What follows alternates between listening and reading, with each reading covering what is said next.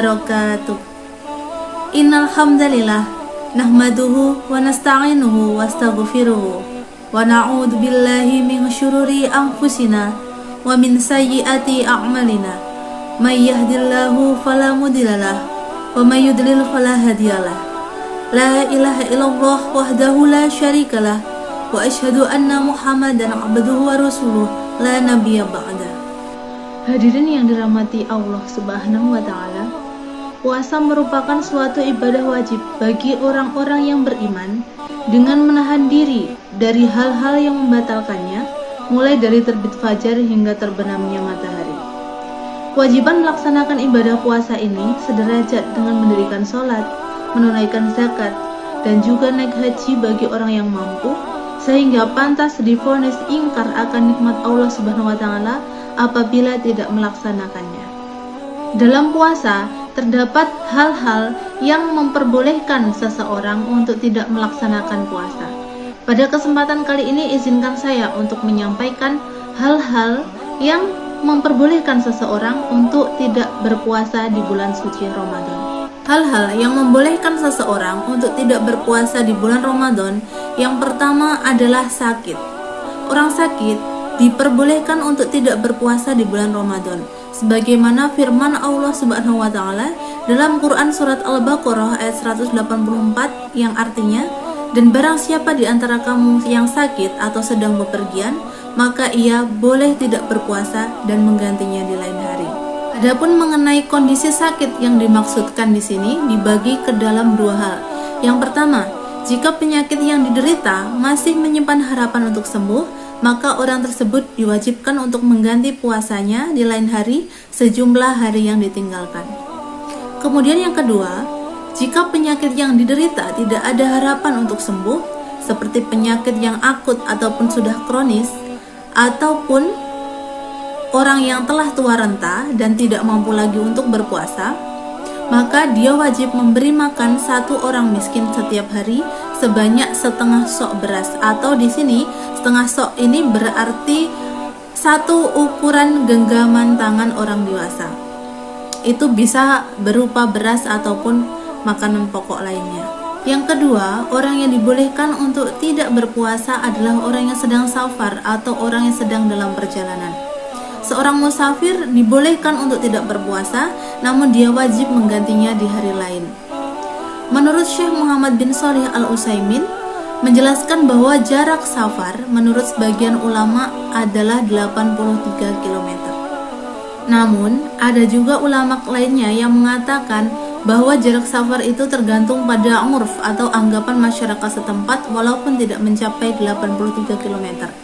Bahkan seandainya jika secara urf jarak tersebut tidak dianggap safar, maka tidak dianggap safar walaupun jarak yang ditempuh itu sudah mencapai 100 km.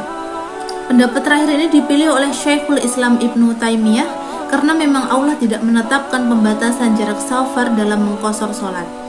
Begitu pula Nabi Shallallahu Alaihi Wasallam tidaklah menetapkan jarak dalam hal ini. Pendapat Syekhul Islam Ibnu Taimiyah inilah yang lebih mendekati kebenaran, dengan kesimpulan tidak masalah jika kita mengambil pendapat yang menentukan jarak safar adalah 83 km. Namun, jika standar dalam urf sudah jelas, maka urf lebih baik untuk dipakai. Yang ketiga adalah wanita hamil dan menyusui. Wanita hamil dan menyusui diperbolehkan untuk tidak melaksanakan ibadah puasa. Namun, wanita hamil dan menyusui ini digolongkan ke dalam dua kategori. Yang pertama, jika sang ibu khawatir terhadap dirinya sendiri jika dia berpuasa, maka dia dibolehkan untuk tidak berpuasa dan menggantinya di hari lain. Ini sesuai dengan sabda Rasulullah SAW bahwa sesungguhnya Allah telah mengizinkan bagi musafir untuk tidak berpuasa dan menjamak sholat, dan mengizinkan untuk tidak berpuasa bagi wanita hamil atau menyusui.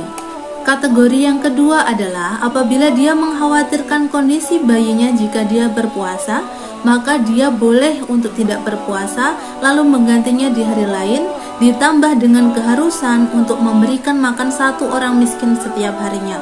Hal ini didasarkan pada perkataan Ibnu Abbas radhiyallahu anhu yang berkata bahwa wanita menyusui atau wanita hamil Jika mengkhawatirkan keselamatan bayinya, maka ia diperbolehkan untuk tidak berpuasa dan dianjurkan memberikan makan pada fakir miskin setiap harinya.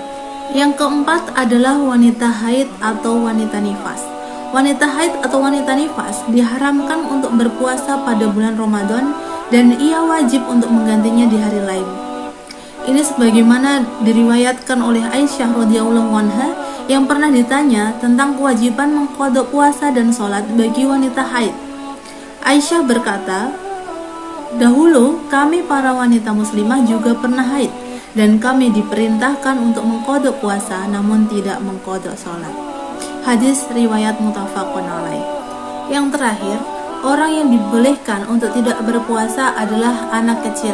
Anak kecil yang dimaksudkan di sini adalah anak kecil yang belum memiliki tanda-tanda balik. Adapun tanda-tanda balik dapat dilihat dengan ciri keluar mani untuk anak laki-laki dan juga keluar darah haid untuk anak perempuan. Adapun jika mereka belum keluar mani ataupun belum keluar haid, maka ditunggu hingga usianya 15 tahun.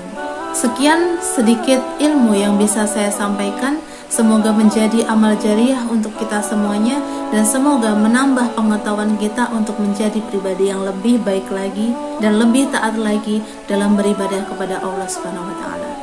Wabillahi taufiq wal hidayah wa ridha wal inayah. Wassalamualaikum warahmatullahi wabarakatuh.